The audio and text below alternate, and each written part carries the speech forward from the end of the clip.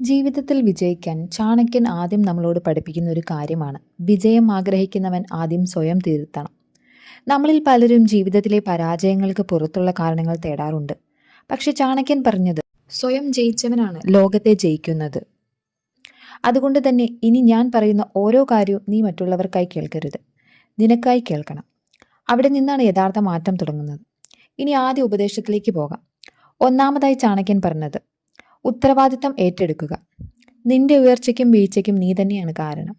ജീവിതത്തിൽ വിജയിക്കണമെങ്കിൽ കുറ്റം പറയൽ നിർത്തണം.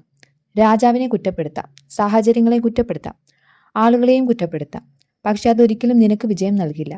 ഒരു ദിവസം നീ പറയുമ്പോൾ ഇതെന്റെ ജീവിതമാണ്, ഇതിന് ഉത്തരവാദി ഞാൻ തന്നെയാണ്, അന്നേ ദിവസം മുതൽ നീ ബലഹീനനല്ല, നീ ശക്തനായി മാറുന്നു. ഇനി അതുമായി ബന്ധപ്പെട്ട അടുത്തൊരു കാര്യത്തിലേക്ക് കടക്കാം. മനസ്സിനെ കീഴടക്കുക. ചാണക്യന്റെ ഏറ്റവും ശക്തമായ ആയുധമായിരുന്നു അത്. മനസ്സിനെ നിയന്ത്രിക്കാൻ കഴിയാത്തവൻ ശത്രുക്കളോട് ജയിക്കില്ല. പലർക്കും ശത്രു പുറത്താണെന്ന് തോന്നും, പക്ഷെ യഥാർത്ഥ ശത്രു നമ്മുടെ അകത്താണ്.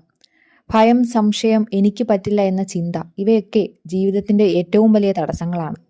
അപ്പോഴേക്കും നീ മനസ്സിൽ വിജയിയെ സൃഷ്ടിക്കുമ്പോൾ നിന്റെ ജീവിതം തന്നെ ആ വഴി തിരിയും. ഇനി മനസ്സിനൊപ്പം നമ്മളുടെ കുറച്ച് ശീലങ്ങളെക്കുറിച്ച് പറയാം. ശീലങ്ങളാണ് രാജ്യം ഭരിക്കുന്നത്. ചാണക്യൻ പറയുന്ന ഒരു കാര്യമുണ്ട്, വലിയ ലക്ഷ്യങ്ങൾ നേടുന്നത് ചെറിയ ശീലങ്ങൾ കൊണ്ടാണ്. രാജാക്കന്മാരെയും സാധാരണക്കാരെയും വേർതിരിക്കുന്നത് അവരുടെ ദിനചര്യയാണ്. ദിവസവും പഠിക്കുന്നവൻ കാലക്രമേണ ബുദ്ധിമാനാകും. ദിവസവും അലസതയെ തിരഞ്ഞെടുക്കുന്നവൻ നിശബ്ദമായി പിന്നോട്ടു പോകും. അതുകൊണ്ട് തന്നെ നീ വലിയ മാറ്റം ആഗ്രഹിക്കുന്നുവെങ്കിൽ ചെറിയ ശീലങ്ങളിൽ നിന്ന് തുടങ്ങുക. ഇനി സമയത്തെക്കുറിച്ചുള്ള ചാണക്യൻ നൽകിയ ഒരു ഉപദേശമുണ്ട്. സമയം നഷ്ടപ്പെടുന്നവന് രാജ്യം നഷ്ടപ്പെടും. സമയത്തെ കാത്തിരിക്കുന്നവനെ സമയം കാത്തിരിക്കില്ല. സമയം ഒഴുകുന്ന നദി പോലെയാണ്, ഒരു തുള്ളി പോയാൽ തിരിച്ചു കിട്ടില്ല. ഇന്ന് നിങ്ങൾ സമയം എങ്ങനെ ചെലവഴിക്കുന്നു എന്നത് തന്നെയാണ് നാളെ നീ ആരായിരിക്കും എന്ന് തീരുമാനിക്കുന്നത്. അതുകൊണ്ടാണ് വിജയികളെ വേർതിരിക്കുന്നത് അവരുടെ സമയക്രമമായി മാറുന്നത്. ഇനി അടുത്തതായി പറയുകയാണെങ്കിൽ പരാജയം എന്ന വിഷയത്തിലേക്ക് കടക്കാം. പരാജയം ഒഴിവാക്കരുത്, അതിൽ നിന്ന് പഠിക്കണം. ചാണക്യൻ പറയുന്നുണ്ട്, ബുദ്ധിമാൻ പരാജയത്തെ ശത്രുവായി കാണുന്നില്ല, അധ്യാപകനായി കാണുന്നു. പരാജയം വന്നാൽ പലരും പിന്മാറും, പക്ഷെ വിജയം നേടുന്നവൻ അവിടെ നിന്ന് ബുദ്ധി നേടും. ഒരു വീഴ്ച നിനക്ക് എന്തെങ്കിലും പഠിപ്പിച്ചില്ലെങ്കിൽ അത് പരാജയമാണ്. അത് പഠിപ്പിക്കുകയാണെങ്കിൽ അതൊരു പടി മുന്നോട്ട് തന്നെയാണ്. ഇനി അതിൽ നിന്ന് ആളുകളെക്കുറിച്ചുള്ള ഒരു വലിയ സത്യത്തിലേക്ക് പോകാം. ആരെ വിശ്വസിക്കണമെന്നറിയുക.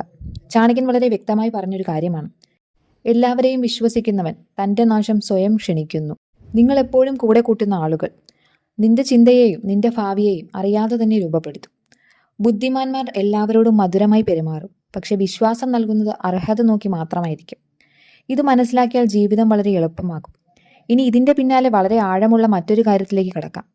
സ്വയം സംസാരിക്കുന്ന ഭാഷ മാറ്റുക. ചാണക്യൻ പറഞ്ഞിട്ടുണ്ട്, നിന്റെ വാക്കുകൾ നിന്റെ ആയുധങ്ങളാണ്. നീ നിനക്കു തന്നെ ദിവസവും തോൽവി പറയുന്നുവെങ്കിൽ ലോകം നിന്നെ ജയിക്കാൻ ശ്രമിക്കേണ്ടതില്ല.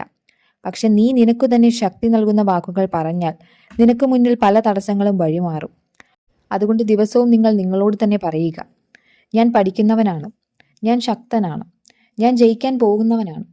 ഇനി അവസാനമായി ചാണക്യൻ ഏറ്റവും കൂടുതൽ ഓർമ്മിപ്പിച്ച ഒരു കാര്യമുണ്ട്, സ്ഥിരതയാണ് യഥാർത്ഥ വിജയം. സ്ഥിരതയില്ലാത്ത ബുദ്ധി ഉപയോഗശൂന്യമാണ്. ഒരു ദിവസം ശ്രമിച്ചിട്ട് വിട്ടുകളയുന്നവന് വിജയം ഒരിക്കലും കിട്ടില്ല. മൂടുണ്ടെങ്കിലും ഇല്ലെങ്കിലും തുടരുന്നവനാണ് ഒടുവിൽ ജയിക്കുന്നത്. വിജയം ശബ്ദമില്ലാതെ സ്ഥിരമായി വരുന്ന ഒന്നാണ്. അതിനാൽ ഇന്ന് നീ എടുത്ത ഒരു ചെറിയ തീരുമാനം നാളെ നിന്റെ ജീവിതം മുഴുവനായും മാറ്റും. ഓർക്കുക, ചാണക്യൻ പറഞ്ഞതുപോലെ സ്വയം ജയിച്ചവനാണ് ലോകം ജയിക്കുന്നത്. അതുകൊണ്ട് നിങ്ങൾ ഇന്നേ തന്നെ തുടങ്ങുക, ഇപ്പോഴേ തുടങ്ങുക. നിങ്ങളുടെ വിജയയാത്ര ഇന്ന് തന്നെയാണ് തുടങ്ങുന്നതെന്ന് മനസ്സിലാക്കുക. വീഡിയോ ഇഷ്ടമായെങ്കിൽ ലൈക്ക് ചെയ്യാനും സബ്സ്ക്രൈബ് ചെയ്യാനും മറക്കരുത്. വീണ്ടും അടുത്ത വീഡിയോയിൽ കാണാം. നന്ദി.